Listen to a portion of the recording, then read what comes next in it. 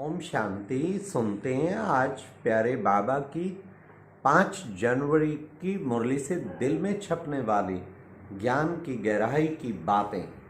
आज की मुरली में बाबा ने कितना सुंदर बताया, एक संबंध याद दिलाया कि बच्चे देखो, पति विलायत जाता है तो पत्नी के प्रेम में आंसू आते हैं। तुम बच्चों को भी शिव बाबा की इतनी याद तड़फ वाली आनी चाहिए, क्योंकि तुम सब कौन हो? शिव साजन की सजनियाँ। तो तुम्हें कितना ना प्यार से याद करना चाहिए। कैसे तुम उसको भूल सकते हो?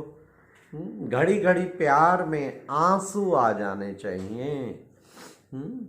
कल हमने यहाँ टीचर बहनों का भट्ठी था, तो हमने पूछा गोवा में किसको प्यार में बाबा के आंसू आते हैं, तो कहा कभी कभी आते हैं, रोज नहीं आते हैं। कोई कोई को तो कोई माताएं मिलती रोज प्यार में बाबा के आंसू आते हैं।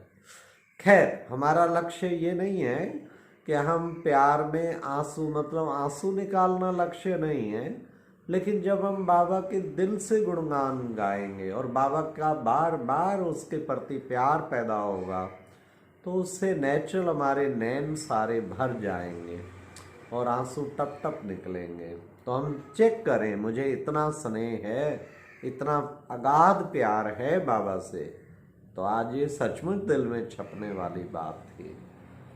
आज बाबा ने मुरली में ये भी कहा, देखो बच्चे, तुम कौन हो? तुम हो शिव वंशी ब्रह्मा कुमार ब्रह्मा कुमारी।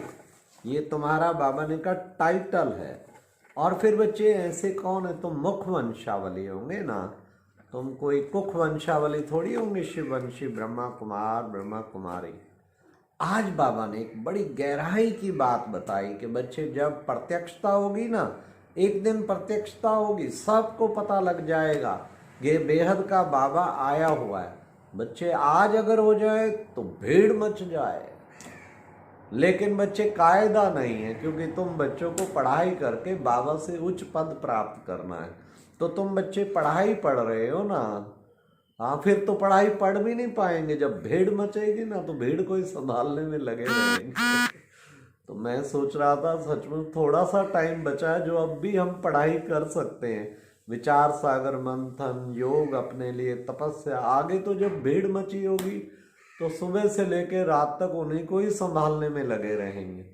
इसलिए बाबा कहते हैं इस समय को बच्चे बहुत अच्छी तरह से यूज करो। आज बाबा ने एक और टाइटल भी दिया, तुम हो मेरे सच्चे सच्चे भक्त, क्योंकि तुम ही पूज्य थे और फिर पुजारी बने हो। अब फिर बाबा आया तुम बच्चों को पूज्य बनाने के लिए।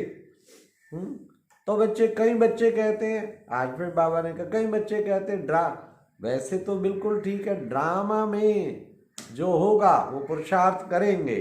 कई बच्चे कहते हैं कि हमारा जो ड्रामा में होगा हम कर लेंगे पुरुषार्थ। नहीं, ऐसे बैठ नहीं जाना है, पुरुषार्थ अच्छी तरह करना है।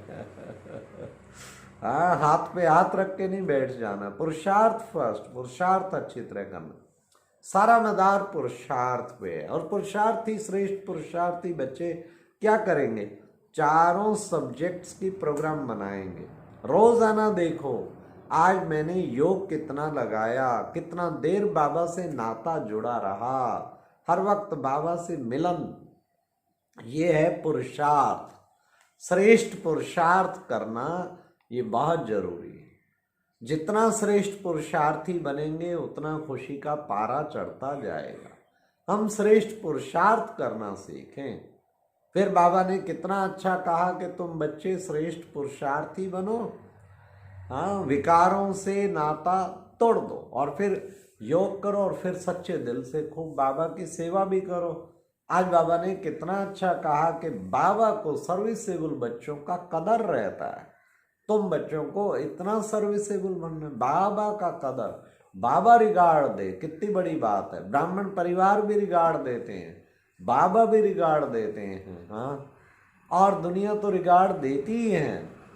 शिव बाबा को लगते प्यारे, दिन रात जो सेवा में गुजारे। तो हमें ऐसा शिव बाबा की सेवा में अपनी हड्डी हड्डी न्यौछावर कर दें, जो बाबा का प्यार खूब बरसे। तो इसलिए उसके लिए खूब पुरुषार्थ करना है। तो बाबा ने कहा कि बच्चे, बाबा को ऐसे सर्विसेबल बच्चे नैनों में समाये रहते, कितने प्यारे लगते।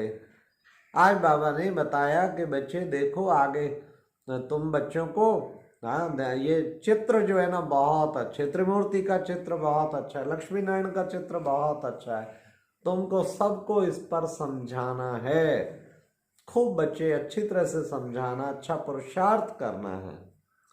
आज बाबा ने कहा कि बच्चे ऐसा नहीं है, तुम बाबा से ज्ञान प्राप्त करते करते करते तुम भी ज्ञान सागर बन जाओगे, नहीं, ज्ञान सागर तो मैं ही हूँ। ज्ञान सागर मैं हूँ, प्रेम का सागर मैं हूँ, सुख का सागर मैं हूँ, हाँ, आनंद का सागर हूँ। हाँ, तुम बच्चे आनंद में तुमको बनाता हूँ। बाबा आके हम बच्चों को आनंद में बना देते हैं, ये बड़ी बात है। इसलिए बाबा ने कहा कि बच्चे, ये बाबा के गुण भी याद रखो, कैसे बाबा आके इस रथ के द्वारा, प्रजापिता ब्रह्मा के द्वारा आके कार्य करते हैं। अब बाबा ने कहा बच्चे, यज्ञ में विघ्न सदैव पड़ते हैं, तो तुम्हें विघ्नों से घबराना नहीं है। कई बच्चे विघ्नों से घबरा जाते हैं, तो बच्चों को कभी भी विघ्नों से घबराना नहीं। इसलिए तुम बच्चों को क्या करना है, हाँ, विघ्न विनाशक बनना है। कोई भी विघ्न आए, जिसका साथी है भगवान, उसका क्या बिगाड़ेगा आंधी और तूफान। इसलिए बाबा ने कहा कभी भी बच्चों को विघ्नों से, क्यों, गायन है, भक्तों पर जब भीड़ पड़ी भगवान को आना पड़ा, भीड़ माना विपदा पड़ी, तो बच्चे भिन्न भिन्न प्रकार के ऐसे होती है, तो फिर कितनी विपदा पड़ती है। तो ये प्यारे बाबा ने कहा कि मुझे जब आता हूँ, आके क्या करता हूँ, आके गति सदगति करता हूँ, सारी दुनिया का उद्धार करता हूँ। 5000 वर्ष पहले भी आया था, और अब फिर बाप आया देवी राजस्थान स्थापन करने। तो बाबा ने कहा शिव बाबा आया हुआ है, ये सबको धीरे धीरे पता लग जाएगा। आज बाबा ने योग बल की बड़ी महिमा की कि तुम बच्चे योग बल से राजाई का माखन प्राप्त करते हो। ये योग बल ही है जिससे तुम राजाई का माखन पाते हो। श्री कृष्ण को माखन दिखाते हैं, वास्तव में ये राजाई का माखन है जो बाबा तुम बच्चों को देते हैं। तो बाबा ने कहा बच्चे, हमेशा ऐसे समझो, भले बीच में ब्रह्मा भी सुनाते, हमेशा ऐसे समझो कि शिव बाबा ही मुझे सुना रहे हैं। तो ऐसा समझने से बाबा कहते हमेशा याद शिव बाबा की रहेगी। इसलिए बाबा ने कहा कि देखो बच्चे, सिर्फ तुम्हें बस बाप और वर्षे को याद करना है, ये तुम्हें मेहनत करनी है। आज बाबा ने इसे मेहनत कहा है। सचमुच योग की मेहनत तो खूब है, योग की मेहनत करनी है। जितना जितना मेहनत करेंगे तो बाबा की याद में दिन रात एक ही लक्ष्य रख लेना चाहिए, बस मुझे निरंतर योगी बनना है। मेरे जीवन का उद्देश्य मुझे निरंतर योगी बनना है। ये एक मेहनत की बात बाबा ने कही। तो तुम बच्चों को ऐसी मेहनत करनी है। आज प्यारे बाबा ने वरदान में भी कहा कि बच्चे बालक और मालकपन का बैलेंस रखकर तुम्हें क्या करना है, बैलेंस से पुरुषार्थ और सेवा में सदा सफलता भव। बाबा ने कहा देखो बच्चे, इसमें बैलेंस बड़ा चाहिए। बालक और मालिक, राय बहादुर बन के राय तो दो, लेकिन बच्चे उसके बाद फिर क्या करो, उसके बाद फिर बच्चे बालक बन जाओ। मतलब अगर हमारी क्लास में भाई बहनों में कोई विचार मीटिंग का चलता है, आपका विचार बहुत अच्छा आपने सुनाया, लेकिन उसके बाद मेजॉरिटी ने कुछ और पास किया, तो वहां फिर ऐसा नहीं कि अड़ जाओ, मैंने ये कहा मेरी बात नहीं मानी गई, फील करे ना ना ना ना, फिर एकदम बालक बन जाओ। हाँ, तो ये सदा ध्यान में रखो। केवल क्लास की बात नहीं, मान लो अपने निमित्त बहन के आगे भी आपने कोई राय दी कि ऐसा करना चाहिए, अब की बार शिवरात्रि पे मेरा विचार है ऐसा करना चाहिए, हाँ, और फिर जो है उसके बाद वो बात नहीं जच रही उन्हें, उन्होंने कोई और फाइनल की, आपने मालिक बन के राय दे दी ना, अब फिर बालिक बन जाओ, अब खुश हो जाओ। जो भी प्रोग्राम वो दे उसी में ही समझो कुछ कल्याण है, बड़ा भारी कल्याण। एक भाई ने राय दी कि पर्चे छपवाने, हेलीकॉप्टर से डलवाने चाहिए, ये करवाने चाहिए चारों ओर। तो हमने बड़ों से पूछा, तो उसका बड़ा फोर्स वाला संकल्प था। तो बड़ों से पूछा, उन्होंने कहा बाबा कहते, क्योंकि उस दिन मुरली में आया बच्चों को ये शिव पर्चे डालने चाहिए, भगवान आया है। तो बड़ों ने कहा, बड़े भाई साहब से पूछा, ब्रजमोहन जी से पूछा, उनसे कहते वो टाइम और था शुरू में, और अब ऐसा करते हैं कई जगह ट्रैफिक की प्रॉब्लम का एक्सीडेंट, और वो पढ़ते भी नहीं है लोग ढंग से, ऐसा फेंका हुआ पर्चा, तो ऐसा आवश्यकता नहीं है। हमने ना कर दिया तो उसको नाराजगी हो गई, ओह ये क्यों नहीं किया गया, ये तो करना ही चाहिए। तो खैर फिर प्यार से समझाया, समझ गया कि देखो टाइम टाइम की बात है, कभी टाइम हुआ तो जो है बाबा बड़े स्वीकार भी कर लिया। फिर एक बार बताया, एक अन्य भाई को संकल्प आया हेलीकॉप्टर जरूर मंगाना है, मैंने अपने गांव में हेलीकॉप्टर मंगाना है, और वो हेलीकॉप्टर पे चारों ओर पर्चे भी डलेंगे, सब कुछ होगा। तो खैर छुट्टी मिल गई बड़ों से। तो फिर अच्छा हुआ, हेलीकॉप्टर आया और हमें भी बुलाया उसने, हेलीकॉप्टर में बिठा के चारों ओर पर्चे डलवाए और बाबा का संदेश दिया। वहाँ जो गांव के उसके इकट्ठे हुए थे 5-7 हजार, उनके बीच में भी बाबा का मैसेज पैगाम पहुंचाया।